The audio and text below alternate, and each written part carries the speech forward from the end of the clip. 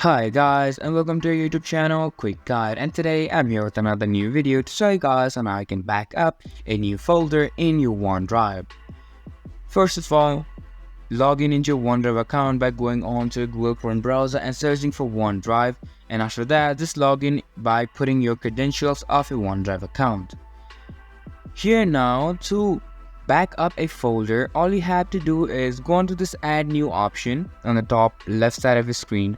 From here, add any kind of folder that you wish, and after that just write in the name of your folder. For now I'm going to write in as games. Now simply click on create. After you click on create or hit enter, you can see that the games folder has been created.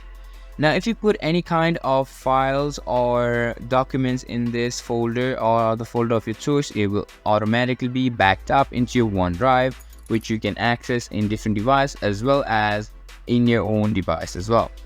Now even after deleting OneDrive, the games and the data, all of it will stay in the cloud storage until you actually delete it yourself. And that is how you can back up your folder in your OneDrive.